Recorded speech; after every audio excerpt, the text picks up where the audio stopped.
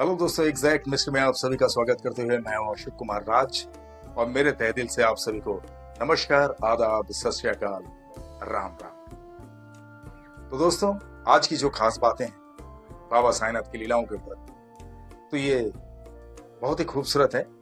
और पिछले कंटेंट की तरह आप लोगों को ये भी बहुत अच्छा लगेगा, मैं उम्मीद करता हूं।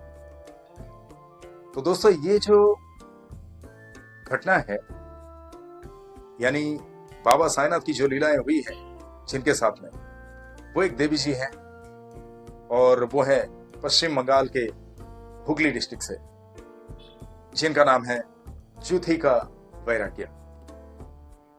तो जुथिका जी ने मुझे कहा कि ये कुछ 1995 की घटनाएं हैं कि 1995 में ये जुथिका जी पहली बार साईं बाबा के दर्शन में गए थे। तो साईं बाबा के दर्शन में जाने के बाद उन्होंने साईं का दर्शन किया और उन्होंने ये बताया कि उस वक्त जब मैं शिरडी गई थी तो शिरडी में ना तो कुछ भीड़ रहती थी इतनी, और ना ही वहाँ पे कुछ लाइन लगाने की जरूरत होती थी। वहाँ पे ऐसे ही मतलब जैसे हमारे आस पड़ोस में मंदिर होते हैं और हम किसी भी दिन मंदिर में जाए, किसी भी वक्त मंदिर में जाए, मंदिर के टाइमिंग के हिसाब से, तो वहाँ पे अक्सर हम लोग देखते हैं कि लाइन लगाने की कोई ज़रूरत नहीं होती है। हम सीधे जाते हैं, पंडित जी से हम प्रसाद वगैरह भी लेके आते हैं, टीका लगा के आते हैं, मंदिर में दर्शन करके भी आते हैं। तो इसी तरह से वो शिरडी में हुआ करता था। तो 1995 की बात, यानी काफ़ी पुरानी बातें हैं। तो बोले कि वो एक्चुअली उनके कुछ मित्र थे, सखी सहेलियां थी, तो उन लोगों के वजह से उनको पता चला कि शिरडी में साईं बाबा करके एक जो मंदिर है साईं बाबा का, तो वो साईं बाबा के बारे में उन्हें कहा था उन लोगों ने कि वो एक अंतर्यामी हैं, उन्हें त्रिलोकनाथ कहते हैं और ब्रह्मांड नायक कहते हैं। तो मुझे ऐसी दिलचस्पी लगी कि मैं भी एक बार बाबा साईंनाथ का दर्शन करके आऊं। तो वहां पे मैं भी गई थी और मेरे हस्बैंड भी गए थे। तो जब बाबा को दर्शन करने का मौका मिला मुझे, तो वाकई बाबा का दर्शन करने के बाद मैं तो प्रफुल्लित हो गई थी। यानी मुझे यूं लगा कि पता नहीं बाबा के साथ कितने दिनों का नाता है और बाबा से कितने दिनों से हम बिछड़े हुए थे। आज हमारी मुलाकात हो गई बाबा से, और उसके बाद मुझे ऐसा लगने लगा कि साईं हमेशा हर पल मेरे साथ साथ में है। और मेरे सखी सहेलियों से मैंने सुनी थी कि बाबा के लिए जो है कोई स्पेशली जप वगैरह कुछ नहीं, बस ओम साईं करते रहो, ओम साईं नाथाय नमो बोलते रहो, ओम साईं राम बोलते रहो। तो मुझे जैसा अच्छा लगा मैं वैसे ही मतलब मेरे मन में आ गया और मैं कहती रही, और वो मुझे एक आदत सी पड़ गई थी। मैं हमेशा ओम साई करती रहती थी, चाहे मैं कुछ भी काम करूं, चाहे सोने से पहले जब तक मुझे नींद नहीं आती थी तब तक मैं ओम साई करती रहती थी। जब मैं खाना बनाती थी या खाना बनाती हूँ आज भी, या मैं कोई काम कर रही हूँ, तो तब से लेके आज तक ओम साई मैं करती रहती हूँ।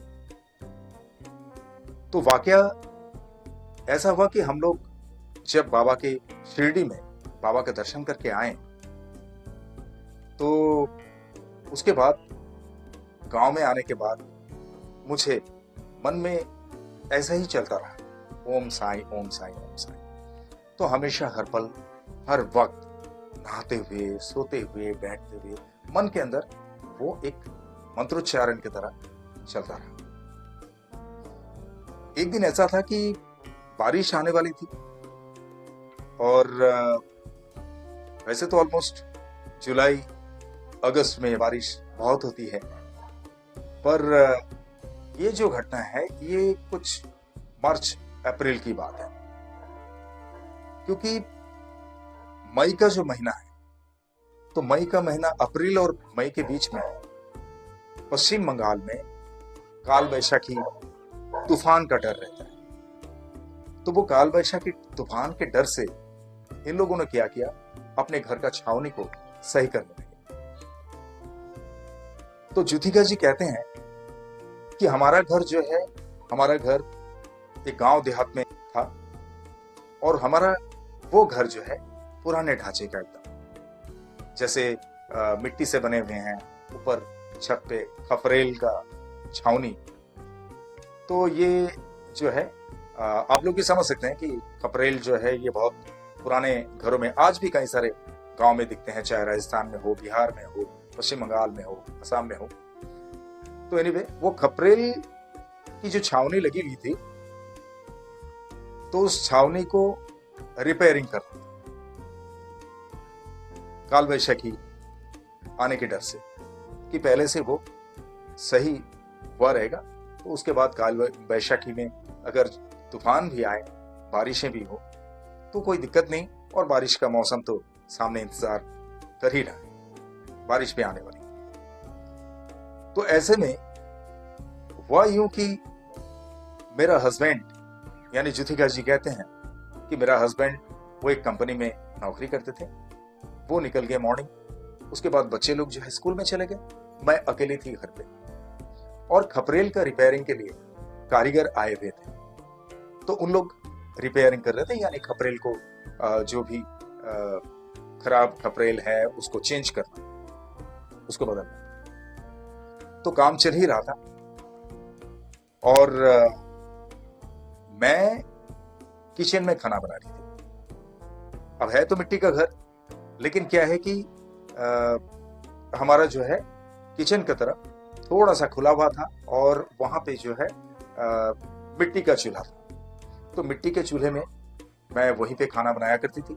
तो जस्ट खाना बना ही रही थी और ऊपर काम चल रहा है, और छावनी जो है बिल्कुल किचन के ऊपर ही था। तो पीछे की तरफ जो है वो काम करेंगे, लेकिन ये किचन के ऊपर जो है यहाँ पे से काम शुरू किए थे उन लोगों ने, मतलब कारीगर लोगों ने जस्ट काम शुरू ही किए थे किचन की तरफ से। अब मैं खाना भी बना रहे थे, तो अंदर की तरफ भी मतलब एक प्रोटेक्शन था, जिस वजह से कोई कचरा वगैरह नीचे ना गिर पाए। लेकिन अचानक से ऐसा हुआ कि एक कोई लेडी मेरे दरवाजे पे आके, मेन दरवाजे पे आके बहुत चिल्लाने लगी। ऐसे आवाज दिया कि काकी माँ कुछ सामान लाई हूं, अगर आपको चाहिए तो आप देख लो। और मैं अंदर से ही आवाज दी कि मैं आ रही हूं। और उस वक्त मैं छोंक लगा रही थी सब्जी में। अब वो औरत जो है वो मुझे बस रुक रुक के आवाज दिए जा रही थी। मेरा तो दिमाग एकदम गर्म हो गया, मुझे बहुत गुस्सा आया।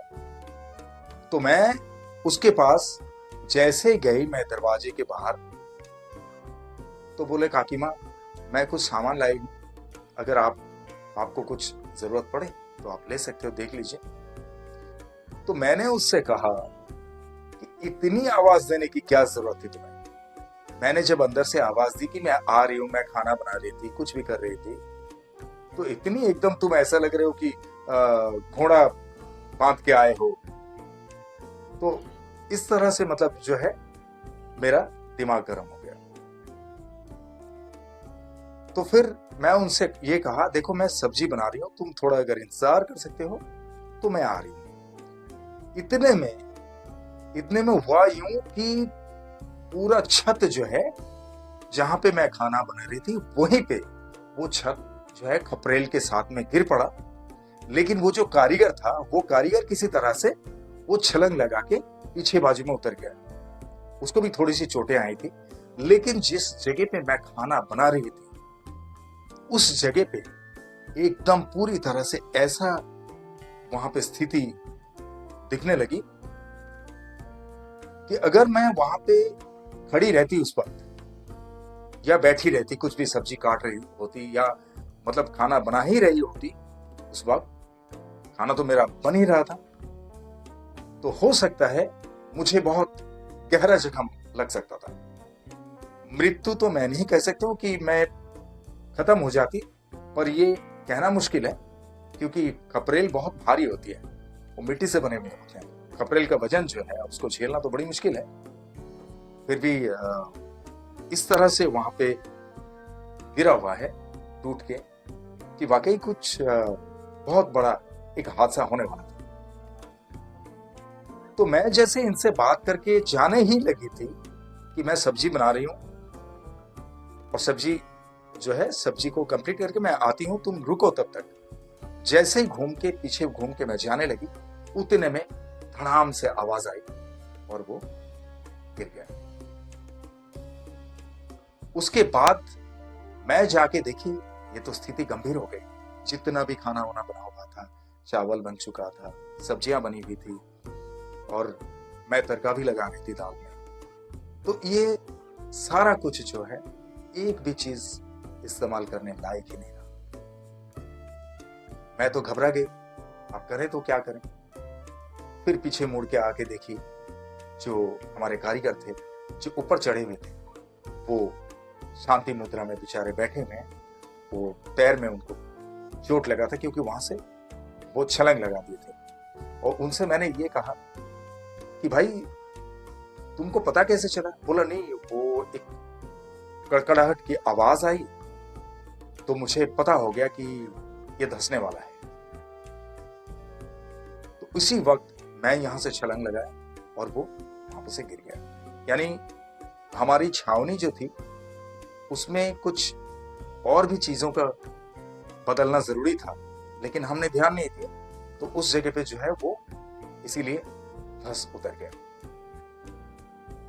लेकिन मेरे मन में हमेशा के लिए ओम साईं, ओम साईं, ओम साईं चलते ही रहता है। और इसी वजह से हुआ यूं कि इस वक्त इस औरत का आना, जो हॉकर है, कुछ सामान बेचने के लिए आई थी, कुछ साबुन, तेल, कुछ नेल पॉलिश वगैरह, ये सब लेके आई थी। मैं लेती रहती थी, तो वो वहीं पे खड़ी रही, तो वो भी दंग रह गई इस घटनाक्रम से। अब मुझे पूरी तरह से यकीन हो गया कि ये जो है, ये इतने खतरनाक एक परिस्थिति से बचाने का जो काम है, ये सिर्फ और सिर्फ हमारे साईं का है। और मैं उस औरत को मैं बहुत धन्यवाद किया कि बहन, तुम मेरे दरवाजे पे आई थी, तुमने मुझे आवाज दी थी सामान के लिए, और इतना चीख चीख के आवाज दे रही थी। मुझे तो गुस्सा आ गया था तुम्हारे ऊपर, लेकिन अब मुझे पता चला कि किस लिए तुम आवाज दे रही थी। ये मेरे साईं का कारनामा है। तो दोस्तों, ये जो जुथिका जी, जुथिका वैराग्य, इन्होंने जिस तरह से इस चीज को बयान किया, तो ये वाकई सोचने वाली बात है यहाँ पे कि ऐसे उनके घर में जो है किचन का टूट के गिर जाना। एक तो खपरेल का घर था, और ये महज 1995-96 की बात, जिस तरह से इन्होंने कहा जुथिका जी ने, तो ये बहुत पुराने दिनों की बात है। और ये इस वक्त जो है, जब जुथिका जी खाना बना रहे होते, ऐसे टाइम पे एक लेडी वहां पे कुछ सामान बेचने के लिए आना, जरा सोचिए, ये एक साईं लीला के सिवा, साईं कृपा के सिवा कुछ भी नहीं हो सकता है। और ये जुथिका जी कहती है कि मैं एक बार बाबा के दर्शन में गई थी, उसके बाद जब भी मुझे फुर्सत मिलता रहा तभी मैं बाबा का दर्शन में जाया करती थी। लेकिन उस वक्त मेरे हस्बैंड रहते थे, पर अब मेरे हस्बैंड नहीं है, हस्बैंड का देहांत हो चुका है, बच्चे लोग बड़े हो गए हैं, सब अपने अपने जॉब पे हैं, तो अभी अकेले जाने को मुझसे नहीं होता है। पर मैं आज भी बाबा को उतना ही मानती हूँ जो शुरू से मानना शुरू की थी। और आज भी मेरे दिल में हमेशा ओम साईं चलते ही रहता है। चाहे मैं सोने जाऊं, चाहे जाग जाऊं, चाहे खाना बनाऊं, चाहे कपड़ा धोऊं, चाहे नहाने जाऊं। इसे भक्ति कहते हैं। और आप लोग भी जानते हैं, मैं भी जानता हूं कि जब भक्ति दिल में होता है तो हमें और किसी तरह से कुछ चीजों का डर नहीं रहता है। डर को हमेशा बाबा साईनाथ मिटा देते हैं, क्योंकि साईं बाबा ने तो पहले ही कह दिया कि अगर तुम्हारी तकलीफों को मुझ पे छोड़ दोगे तो फिर तुम्हें चिंता करने की बात क्या है, चिंता करने की जरूरत क्या है, सारी चिंताएं तो मेरी है। तो दोस्तों, ये तो घटना जब मैं सुना था, सबसे पहले तो मैंने सुना तो मुझे तो बड़ा अच्छा लगा। वाकई किसी जान माल का नुकसान नहीं हुआ इसमें, बट ये जो हादसा होते होते टल गया, तो इसके बारे में आप लोग खुद ही सोचिए कि ये साक्षात साईं कृपा के सिवा संभव नहीं है।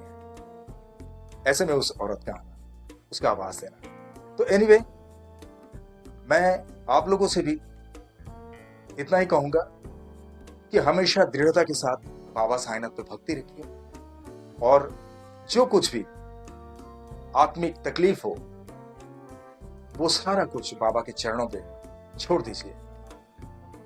देखिए, हमारा खुद का जो टेंशन है वो बहुत कम हो जाएगा, क्योंकि हमें हमेशा यही लगता है ना कि हमारे लिए सोचने वाले तो हमारे बाबा हैं, साईनाथ बैठे हुए हैं, तो फिर हमें चिंता किस बात की। और ऐसा हमारे सारे साईं परिवारों के सभी सदस्यों के साथ ऐसा ही होता रहे, और मेरे साईं हमेशा आप सब पर इसी तरह से कृपा बरसाते रहे, जैसे ये जुथिका जी ने ये कहानी के माध्यम से बाबा की लीलाओं को बताएं, तो मुझे बड़ा अच्छा लगा। तो दोस्तों, चलते चलते आप लोगों से मैं यही कहूंगा, जो भी मेरे इस चैनल में नए हैं, आप लोग मेरे इस चैनल को लाइक करें, शेयर करें, सब्सक्राइब करें और बेल आइकन को जरूर दबा दें, ताकि मेरे हर वीडियो का नोटिफिकेशन आप लोगों तक सबसे पहले पहुंचे।